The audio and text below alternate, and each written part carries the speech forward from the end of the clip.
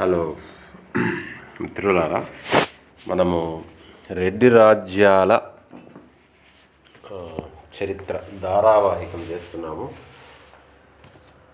మనము పోయిన ప్రసారంలో మనము రెడ్డి రాజ్యాల చరిత్ర మొదటి భాగం రాజకీయం పరిపాలనలో అధ్యాయం 1 తర్వాత అధ్యాయం 2లో తెలుగునాట రాజకీయ స్థితిగతులు దాని గురించి మనం చర్చించుకున్నాము. అందులో రాజకీయ స్థితిగతుల్లో అప్పుడు ఈ రెడ్డి రాజ్యాలు స్థాపించేటప్పుడు ఉన్న పరిస్థితిని విశ్లేషిస్తూ మనం వరంగల్ రాజ్యం గురించి చర్చించుకున్నాం. కాపాయ నాయకుడు ఏ విధంగా రైజ్ అయ్యాడు, అసలు ఢిల్లీ సుల్తాను తరిమివేయడంలో ఆయనే కీలక పాత్ర. ఎప్పుడైతే తరిమేశారో తర్వాత తరిమివేసే క్రమంలో సెంచురియన్స్కి అతను సహాయం చేశాడు. తర్వాత అతనికి సపోర్ట్ చేస్తారనుకున్న ఆ సెంచురియన్స్ చేతిలోనే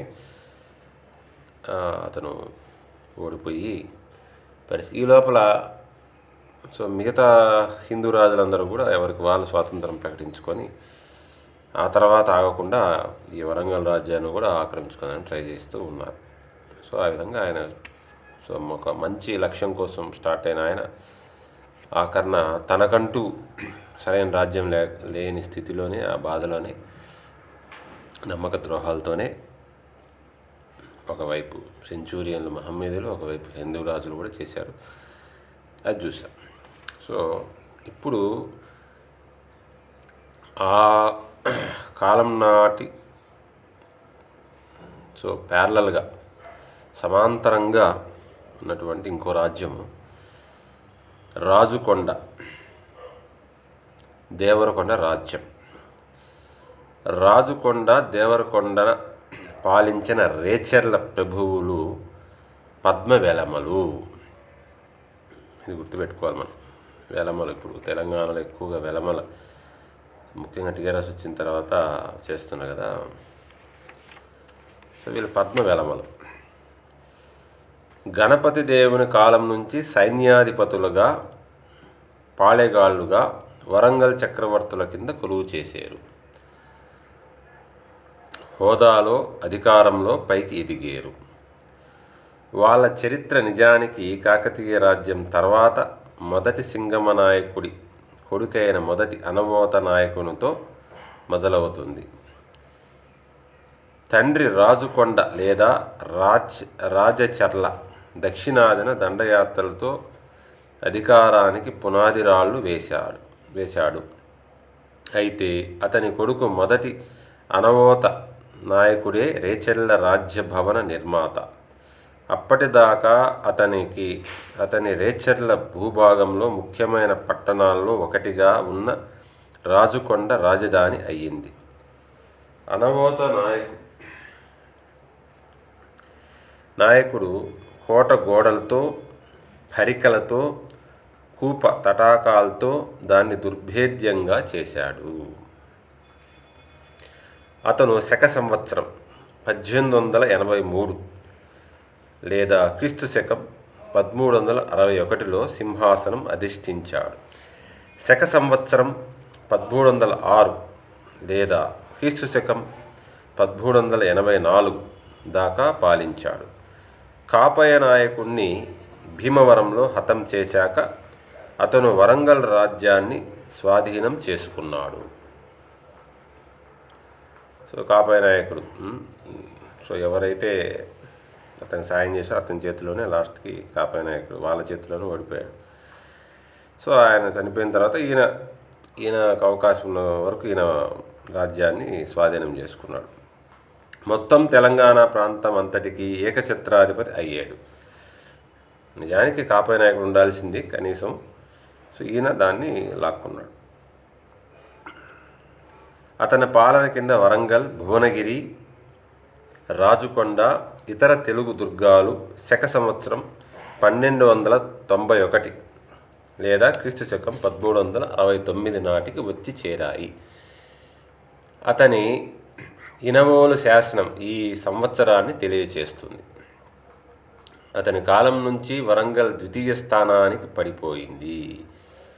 అప్పుడు దాకా వరంగల్ కాకతీయులు ఉన్నంతవరకు వరంగల్, తర్వాత ఢిల్లీ సుల్తాన్ వచ్చిన వరంగలే వాళ్ళకి మెయిన్ హెడ్ క్వార్టర్స్ అనుకోండి. ఢిల్లీ తర్వాత ఈ ఏరియాలో వాళ్ళకి అది. సో తర్వాత కాపాయి నాయకుడు ఉన్నంతవరకు కూడా వరంగల్కున్న ప్రాధాన్యత తగ్గలేదు. సో ఈయన వచ్చేటప్పటికి దాన్ని రాచకొండ చేసుకున్నాడు. వరంగల్ రెండో స్థానం పడిపోయింది. మొదటి అనవోత నాయకుడు తన తమ్ముడు మాదా నాయకుడు దేవరకొండలో నియమించాడు. అతను దానికి లొంగి ఉన్న ప్రాంతాలని పరిపాలించాడు. అప్పటి నుంచి దేవరకొండని మాదానాయకుడు అధీనంలో ఉంచుకున్నాడు.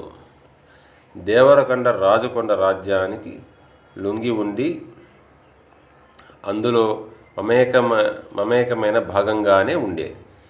ఈ రెండు శాఖల వాళ్ళు తమ ప్రాంతాల్లో స్వతంత్రంగా పాలించుకుంటూ ఉన్నా వాళ్ళు త్రికరణ శుద్ధిగా ఒకళ్ళతో ఒకళ్ళు సహకరించుకుంటూ ఐక్య రేచర్ల రాజ్యం ఉత్కృష్ట ప్రయోజనాల విషయంలో ఒకటిగానే ఆచరిస్తూ ఉండేవాళ్ళు. పరాయి రాజులతో తమ రాజ్య సమగ్రత కాపాడుకునే విషయంలో ఒకటిగానే ఉండేవాళ్ళు. ఈ విధంగా హిందూ రాజులంతా ఉంటే ఈ పరిస్థితి వచ్చేది కాదు. అనవోతా నాయకుడికి మాదా నాయకుడికి మధ్య రేచర్ల రాజ్య విభజన లాంటిది జరిగినట్టు రేచర్ల ప్రభువుల చరిత్రల్లో ఉన్నా అది పాలనా సౌలభ్యం కోసం అన్నదమ్ముల మధ్య ఏర్పాటు చేసుకున్న విభజన మాత్రమే కానీ మరొకటి కాదు. అది రేచర్ల రాజ్యం మొత్తం మీద బలం కలగడానికే కానీ దాన్ని నీరసపరచడానికి మాత్రం కాదు. ఇదే మనం అర్థం చేసుకోవాలి. హిందూ మతంలో కూడా శాఖలు, వర్ణాలు, వీటి ప్రకారం విభజన ఉండేది దేనికోసం అంటే మరింత బాగా డెవలప్ అవ్వడానికి కోసం, అభివృద్ధి పరచడం కోసం చేశారు కానీ ఒకరిలో ఒకరు కొట్టుకునేదానికి కాదు. వర్ణాలు ఇవన్నీ క్రియేట్ చేసింది, సృష్టించింది హిందూ మతాన్ని ఇంకా బాగా అభివృద్ధి చేయాలని తప్పితే కానీ దానికి ఇప్పుడు మనం దానికి వ్యతిరేకంగా వాడుతున్నాం అనుకున్నది వేరే విషయం. ఇక్కడ మరో ఆసక్తికరమైన అంశం ఉంది. తెలంగాణ ప్రాంతం రేచర్ల ప్రభువుల చేతిలోకి పోగానే గుల్బర్గా బహమనీ సుల్తాన్లు ఒక్కసారి కూడా దాని మీద దాడి చేయలేదు. సో మనం పోయిన ధారావాహికంలో చూసుకున్నాం. అసలు ఈ బహమనీ సుల్తాన్ అనేది బహమనీ రాజ్యం ఉండే కదా, తర్వాత మళ్ళీ హైదరాబాదు రాజ్యంగా ఏర్పడింది. అసలు బహమనీ రాజ్యం ఏర్పడడానికి సహాయం చేసినోడే కాపాయి నాయకుడు. ఆయన చేయకపోతే అది సో ఆయన ఫ్యూచర్లో భవిష్యత్తులో మళ్ళీ ఢిల్లీ సుల్తాన్లు వస్తే తనకు సహాయం చేస్తారనే ఉద్దేశంతో ఆయనకు సహాయం చేశారు. లేకపోతే ఆయన అప్పుడే సహాయం చేయకపోయింటే అసలు ఆ రాజ్యం ఉండేది కాదు, ఈ గొడవలన్నీ ఉండేవి కాదు, ఈ రాజ్యాలు కూడా ఉండేవి కాదు. సో వీళ్ళు అధికారంలో వచ్చినప్పటి నుంచి వాళ్ళు దాడి చేయలేదు. నిజానికి రాజకొండ ప్రభువులు కాపాయి నాయకుడికి వ్యతిరేకంగా బహమనీ సుల్తాన్లతో పొత్తు కలిపి ఉండవచ్చు. అంటే వీళ్ళు ముందే మాట్లాడుకొని సో బహమనీ సుల్తాన్లతో హెల్ప్ తీసుకొని కాపాయి నాయకుడికి అప్పుడే వ్యతిరేకంగా చేశారన్నమాట. కాపాయి నాయకుడు భీమవరం యుద్ధంలో హతుడవగానే బహమనీ సుల్తాన్లు వరంగల్ రాజ్యం విజయాన్ని రాచకొండ వారు ఆమోదించేవారేమో. కాపాయి నాయకుడితో అంతకుముందే వాళ్ళు కుదుర్చుకున్న ఒడంబడిక లోబడే ఇలా జరిగిందేమో. సో రాజరహస్యం అంటారు అన్నమాట, అది బయటికి రావు కదా. ఏమైనా రాజకొండ రేచర్ల పాలకుల పట్ల బహమనీ సుల్తాన్ల ఆదరపూర్వక ధోరణికి ఇవి కారణాలై ఉండవచ్చు. మొదటి అనవోతుడు అతని వారసులు గుల్బర్గా బహమనీ సుల్తాన్లకు చాలా విధేయులై ఉండేవారు. తోటి హిందూ రాజుల మీద సుల్తాన్లు చేసిన దాడులకు తోడుగా ఉండేవారు. ఇది కూడా గుర్తుపెట్టుకోండి. అలాగే రేచర్ల రాజుల భూభాగం మీద హిందూ శత్రువులు దాడులు చేసినప్పుడు బహమనీ సుల్తాన్లు తోడ్పాటు అందించేవారు. మొదటి అనవోత నాయకుడు కాలం నుంచి సుమారుగా ఒక అర్ధశతాబ్దం పాటు ఈ హిందూ ముస్లిం ఉభయ రాజ్యాల మధ్య రాజకీయ సంబంధాలు చాలా సామరస్యపూరితంగా ఉన్నాయి. ఆ మాటకు వస్తే రాజకొండ రాజ్యం పుట్టింది మొదలు రేచళ్ళ రాజులు ఇరుగు పొరుగు హిందూ రాజ్యాలైన విజయనగర కొండవీటి రాజులతో దక్షిణాదన ఆగ్నేయ దిశన యుద్ధాలతోనే ఉన్నారు. ఇది గుర్తుపెట్టుకోవాలి. ముస్లిం రాజ్యం మీద చేయకుండా మిగిలిన హిందూ రాజ్యాలన్నిటితో ఫైట్ చేస్తున్నారు. అది వాళ్ళకి మనకి అదే తేడా. కృష్ణానది రాజకొండ రాజ్యాన్ని విజయనగరం కొండవీడు 2 రాజ్యాలని హద్దుగా విడగొడుతోంది. కృష్ణానది కోసమే కదా కూడా. ఆ తర్వాత ఫ్యూచర్లో మళ్ళీ బహమనీలు ఇక్కడ వచ్చిన తర్వాత కూడా విజయనగర సామ్రాజ్యానికి బహమనీ రాజ్యానికి మెయిన్ యుద్ధాలు రావడానికి కారణం ఈ కృష్ణానదే. కృష్ణా గోదావరి డెల్టా కోసమే వాళ్ళు మెయిన్గా గొడవలు పడింది. కళింగులు కూడా గజపతులు కూడా దానికోసమే వచ్చింది కిందికి దక్షిణ వైపుకి. మొదటి అనవోతుడు మొదటి మాదానాయకుడు పోయిన తర్వాత వాళ్ళ కొడుకులు 2వ సింగమ నాయకుడు పెదవేదగిరి నాయకుడు వాళ్ళ తన్నులకు వారసులయ్యారు. 2వ సింగమని సుమారుగా క్రీస్తు శకం 1384 నుంచి 1399 క్రీస్తు శకం దాకా కుమారసింగముడని అనేవాళ్ళు. అతను చాలా గొప్ప సంస్కృత విద్వాంసుడు, సాహిత్య పోషణ చేశాడు. అతని పాలన కాలంలోనే అతని పినతండ్రి కొడుకు దేవరకొండలో అతని సమకాలికుడు అయిన పెదవేదగిరి ఏరువ ముఖ్యుడైన అన్నదేవచోడుని ఆశ్రయించాడు. ఈ అన్నదేవచోడుని కొండవీటి రెడ్లు అతన్ని తీర ప్రాంత భూభాగం నుంచి తప్పించారు. ఈ విషయంలో రేచల్ల ప్రభువులకి రెడ్డి రాజులకు మధ్య వైషమ్యం ఇంకా పెరిగింది. వాళ్ళ మధ్య సంబంధాలు బెడిసేయి. 2 వంశాల మధ్య కుటుంబ ఘర్షణగా పరిణమించాయి. ఇది వీసమెత్తు తగ్గకుండా రెడ్డి రాజుల పాలన ముగిసేదాకా కొనసాగింది. సో రెడ్డి రాజుల ఇక్కడి నుంచి ఇవాళ స్టార్ట్ అయింది ఫైటింగ్. 2వ సింగ భూపాలన తర్వాత అతని కొడుకు 2వ అనవోతుడు రాజ్యానికి వచ్చాడు. సుమారు క్రీస్తు శకం 1399 టు క్రీస్తు శకం 1425. పెదవేమగిరినేడు కొడుకు కుమారుడు మాధానాయకుడు దేవరకొండలో అతని సమకాలీనుడు. ఈ ఉభయులు తమ తండ్రుల అడుగుజాడలోనే నడిచారు. తమ సమకాలీన రెడ్డి రాజులతో అదే శత్రుపూర్తి వైఖరి అవలంబించారు.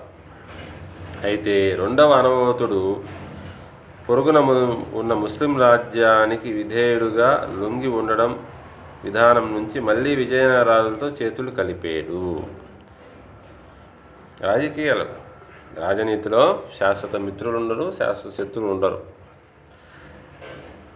క్రీస్తు శకం 1417లో సుల్తాన్ ఫిరోజ్ షా నల్గొండ సమీపంలోని పానుగల్లు మీద దాడి చేసినప్పుడు ఈ సంఘటన జరిగింది.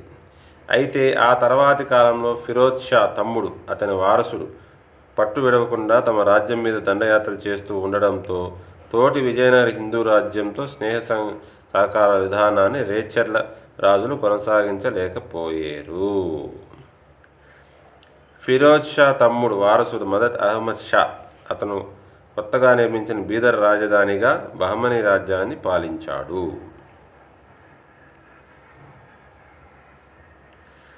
కుమార అనవోతుని కొడుకు 3వ సర్వజ్ఞ సింగమ నాయకుడు క్రీస్తు శకం 1425-1475 సుమారు. కుమార మాదానాయకుడి కొడుకు లింగమనీయుడు వారి తండ్రుల మరణానంతరం ఆయా రాజ్యాలను ప్రభువులయ్యారు. వాళ్ళు బీదర్ సుల్తాన్ విధేయత నుంచి ఎక్కువగా పక్కకు మళ్ళీ ఒకసారి విజయనగరం రాజులతోనూ లేదా కటక గజపతి వంశస్థాపకుడైన శక్తివంతుడు కపిలేశ్వరితోనూ చేతులు కలిపేవాళ్ళు.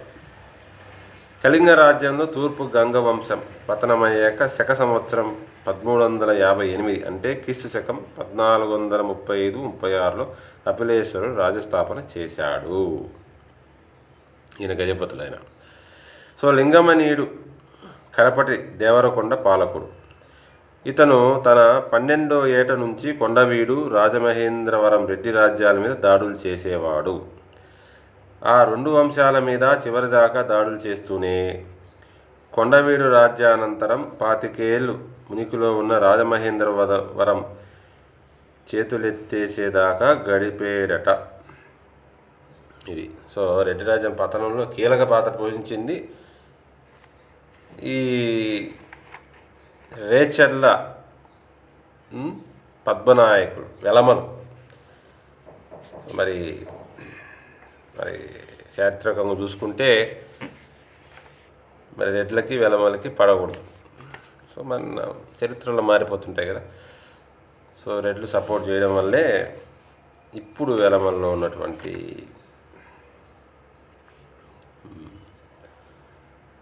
టీఆర్ఎస్ ప్రభుత్వం వాళ్ళ అధికారంలోకి రాగలిగారు. సో రాజకీయంలో మార్పులు జరుగుతుంటాయి. సో రెడ్డి రాజ్యం పతనంలో మాత్రం వెలమలు కీలక పాత్ర పోషించారు. మొహమ్మద్ అహ్మద్ షా పాలన చివరి కాలంలో రేచర్ల ప్రభువులు వరంగల్ రాజు కొండల్ని పోగొట్టుకున్నాడు. తర్వాత ఏమవుతుంది, ఇక రెడ్లని వీళ్ళు అనదొక్కాక వాళ్ళు వచ్చి వీళ్ళని అనదొక్కారు. రేచర్ల వారు పోగొట్టుకున్న వాటిని తిరిగి సంపాదించడం కోసం లింగమనీయుడు సర్వశక్తులు ధారపోశాడు. పోరాటాల్లో ఆరాటాల్లో రేచర్ల ఒక శక్తిగా బలహీనపడిపోయి మరుగున పడిపోయింది. సో మొత్తానికి స్టార్టింగ్ నుంచే గొడవలతో స్టార్ట్ అయ్యి సో ముస్లింల మీద పెద్దగా పోకుండా, ముస్లిం రాజులు అంతే బహమని రాజ్యం మీద పెద్దగా పోకుండా అప్పుడప్పుడు వాళ్ళు దాడులు చేసినప్పుడు కొంతసేపు విజయనగర రాజుల సపోర్ట్ తీసుకోవడం, కొంతసేపు గజపతి సపోర్ట్ తీసుకున్నారు. కానీ ఈ రేచర్ల పద్మనాయకులు వెలమలు రెడ్లకు మాత్రం ఎప్పుడు శత్రువులుగానే ఉన్నారు. సో ఇంతటితో ఈ ధారావాహిక ముగిస్తున్నాను. స్వస్తి.